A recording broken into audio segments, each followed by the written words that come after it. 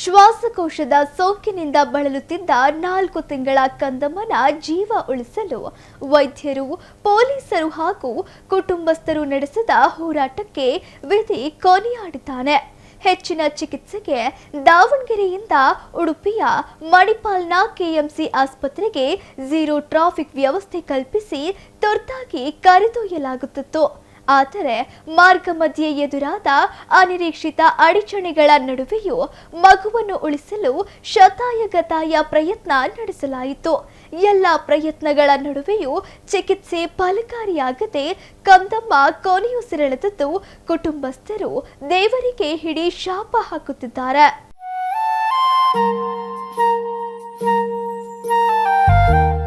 ಶ್ವಾಸಕೋಶದ ಸೋಂಕಿನಿಂದ ಬಳಲುತ್ತಿದ್ದ ಪುಟ್ಟ ಕಂದಮ್ಮನಿಗೆ ದಾವಣಗೆರೆಯಿಂದ ಮಣಿಪಾಲ್ವರೆಗೆ ಝೀರೋ ಟ್ರಾಫಿಕ್ ವ್ಯವಸ್ಥೆ.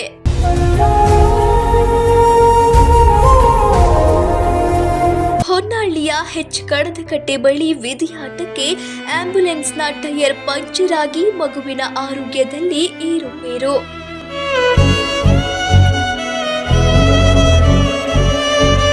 ಜಿಲ್ಲೆಯ ಜನರ ಪ್ರಾರ್ಥನೆ ಹಾಗೂ ವೈದ್ಯರ, ಪೊಲೀಸರ ಶ್ರಮ ಫಲಿಸದೆ ಶಿವಮೊಗ್ಗದ ಸರ್ಜಿ ಆಸ್ಪತ್ರೆಯಲ್ಲಿ ಪುಟ್ಟ ಕಂದಮ್ಮ ಕೊನೆಯುಸಿರು.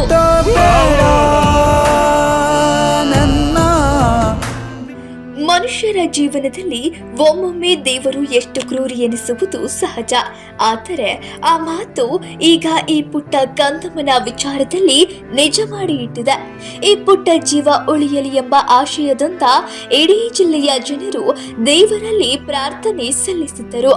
ಆದರೆ ಆ ದೇವರು ವಿಧಿಯ ಮೂಲಕ ಎಲ್ಲರ ಪ್ರಾರ್ಥನೆ ಹಾಗೂ ಪುಟ್ಟ ಕಂದನ ಆಟವನ್ನು ಕೊನೆಗೊಳಿಸುತ್ತಾನೆ.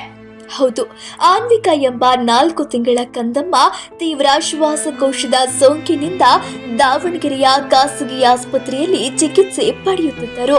ಆರೋಗ್ಯ ಸ್ಥಿತಿ ದಿನದಿಂದ ದಿನಕ್ಕೆ ಹದಗೆಡುತ್ತಿದ್ದ ಹಿನ್ನೆಲೆಯಲ್ಲಿ ಹೆಚ್ಚಿನ ಚಿಕಿತ್ಸೆಗೆ ತಕ್ಷಣವೇ ಉಡುಪಿಯ ಮಣಿಪಾಲ್ ಕೆಎಂಸಿ ಆಸ್ಪತ್ರೆಗೆ ಸ್ಥಳಾಂತರಿಸುವಂತೆ ವೈದ್ಯರು ಸಲಹೆ ನೀಡಿದ್ದರು.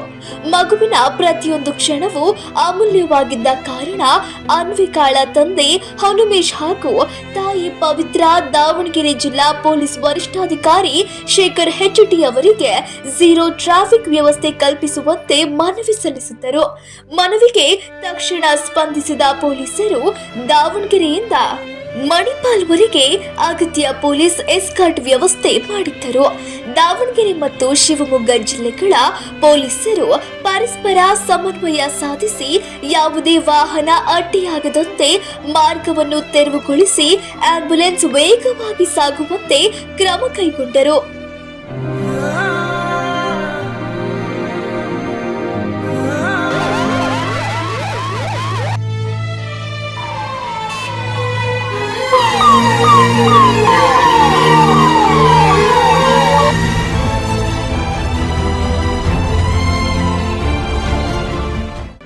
ವೈದ್ಯರು ಹಾಗೂ ಪೊಲೀಸರ ಪರಿಶ್ರಮದ ನಡುವೆ ವಿಧಿಯಾಟವೇ ಬೇರೆಯಾಗಿತ್ತು. ದಾವಣಗೆರೆಯ ಖಾಸಗಿ ಆಸ್ಪತ್ರೆಯಿಂದ ಮಣಿಪಾಲ್ಗೆ ತೆರಳುತ್ತಿದ್ದ ಆಂಬ್ಯುಲೆನ್ಸ್ ಹೊನ್ನಾಳಿ ತಾಲೂಕಿನ ಕಡದಕಟ್ಟೆ ಸಮೀಪ ಟೈರ್ ಏಕಾಏಕಿ ಪಂಕ್ಚರ್ ಆಗಿದೆ. ಈ ಘಟನೆಯಿಂದ ಕೆಲ ಕಾಲ ಅಲ್ಲಿದ್ದವರಲ್ಲಿ ಆತಂಕದ ವಾತಾವರಣ ಸೃಷ್ಟಿಸಿದ್ದು, ಕೂಡಲೇ ಎಸ್ಕಾರ್ಟ್ ನೀಡುತ್ತಿದ್ದ ಸಿಪಿಐ ಸುನಿಲ್ ಕುಮಾರ್ ಹಾಗೂ ಸಿಬ್ಬಂದಿ ಸ್ಥಳೀಯರ ಸಹಾಯದಿಂದ ವೇಗವಾಗಿ ಟೈರ್ ಬದಲಾಯಿಸಿ ಆಂಬ್ಯುಲೆನ್ಸ್ ಅನ್ನು ಮತ್ತೆ ಪ್ರಯಾಣಕ್ಕೆ ಸಜ್ಜುಗೊಳಿಸಿದರು.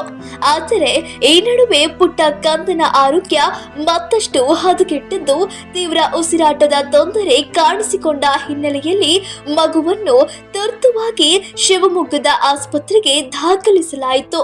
ಇಲ್ಲಿಯೂ ವೈದ್ಯರು ಶಕ್ತಿ ಮೀರಿ ಚಿಕಿತ್ಸೆ ನೀಡಿದರೂ ಮಗುವನ್ನು ಉಳಿಸಿಕೊಳ್ಳಲು ಸಾಧ್ಯವಾಗಲಿಲ್ಲ. 4 ತಿಂಗಳ ಪುಟ್ಟ ಜೀವ ಕೊನೆಯುಸಿರೆಳೆದದ್ದು ಪೋಷಕರ ಆಕ್ರಂದನ ಕಂಡು ಅಲ್ಲಿದ್ದವರ ಕಣ್ಣಲ್ಲೂ ನೀರು ತರಿಸಿತು.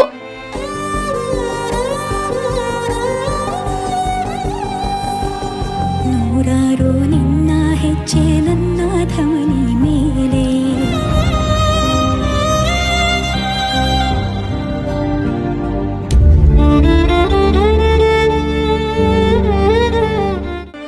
ಕೊಪ್ಪಳ ಜಿಲ್ಲೆಯ ಕುಷ್ಟಗಿ ತಾಲೂಕಿನ ಬಂಡಿ ಗ್ರಾಮದ ಹನುಮೇಶ್ ಹಾಗೂ ಪವಿತ್ರ ದಂಪತಿಯ ಪುತ್ರಿಯೇ ಅನ್ವಿಕಾ.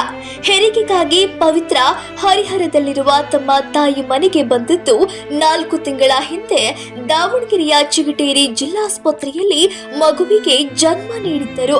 ಜನನದ ಬಳಿಕ ಆರೋಗ್ಯ ಸಮಸ್ಯೆಯಿಂದ ಬಳಲುತ್ತಿದ್ದ ಅನ್ವಿಕಾಗೆ ಕಳೆದ ಕೆಲವು ದಿನಗಳಿಂದ ದಾವಣಗೆರೆಯ ಬಾಪೂಜಿ ಆಸ್ಪತ್ರೆಯಲ್ಲಿ ಚಿಕಿತ್ಸೆ ನೀಡಲಾಗುತ್ತಿತ್ತು. ಆದರೆ ಶ್ವಾಸಕೋಶದ ಸೋಂಕು ತೀವ್ರಗೊಂಡ ಹಿನ್ನೆಲೆಯಲ್ಲಿ ಹೆಚ್ಚಿನ ಚಿಕಿತ್ಸೆಗಾಗಿ ಮಣಿಪಾಲ್ ಕೆಎಂಸಿ ಆಸ್ಪತ್ರೆಗೆ ಕರೆದೊಯ್ಯಲು ವೈದ್ಯರು ಸೂಚಿಸಿದ್ದರು. ಮಗುವಿನ ಪ್ರಾಣ ಉಳಿಯಲಿ ಎಂದು ಕುಟುಂಬಸ್ಥರಷ್ಟೇ ಅಲ್ಲದೆ ದಾವಣಗೆರೆಯ ಜನರು, ಸ್ನೇಹಿತರು ಹಾಗೂ ಪರಿಚಿತರು ದೇವರಲ್ಲಿ ಕೈ ಮುಗಿದು ಪ್ರಾರ್ಥನೆ ಮಾಡಿದ್ದರು. ಆದರೆ ಎಲ್ಲರ ಪ್ರಾರ್ಥನೆಗಳಿಗೂ ವಿಧಿ ತನ್ನ ತೀರ್ಪು ಬದಲಿಸದೆ ಪುಟ್ಟ ಕಂದಮ್ಮನನ್ನು ಬಾರದ ಲೋಕಕ್ಕೆ ಕರೆದೊಯ್ದಿದ್ದಾನೆ.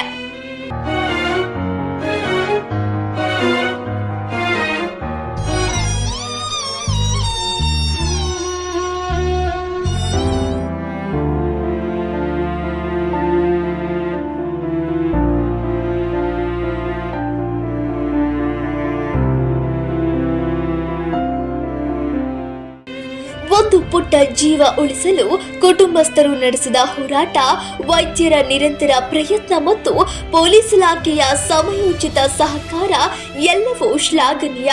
ಆದರೂ ಎಲ್ಲರ ಪ್ರಯತ್ನಗಳು ಫಲಿಸದೆ 4 ತಿಂಗಳ ಕಂದಮ್ಮ ಸಾವನ್ನಪ್ಪಿರುವುದು ನಿಜಕ್ಕೂ ಮನಕಲಕುವ ಘಟನೆ. ಝೀರೋ ಟ್ರಾಫಿಕ್ ವ್ಯವಸ್ಥೆ, ಪೊಲೀಸ್ ಎಸ್ಕಾರ್ಟ್, ವೈದ್ಯರ ಶ್ರಮ ಎಲ್ಲವೂ ಇದ್ದರೂ ವಿಧಿಯ ಮುಂದೆ ಮನುಷ್ಯನ ಪ್ರಯತ್ನ ಕೆಲವೊಮ್ಮೆ ಸೋಲುತ್ತದೆ ಎಂಬುದನ್ನು ಈ ಘಟನೆ ಮತ್ತೊಮ್ಮೆ ನೆನಪಿಸಿದೆ. ಪುಟ್ಟ ಅನ್ವಿಕಾಳ ಅಗಲಿಕೆ ಕುಟುಂಬವನ್ನಷ್ಟೇ ಅಲ್ಲ, ಈ ಘಟನೆಯ ಬಗ್ಗೆ ತಿಳಿದ ಪ್ರತಿಯೊಬ್ಬರ ಮನದಲ್ಲೂ ನೋವು ಮೂಡಿರುವುದಂತೂ ಸತ್ಯ.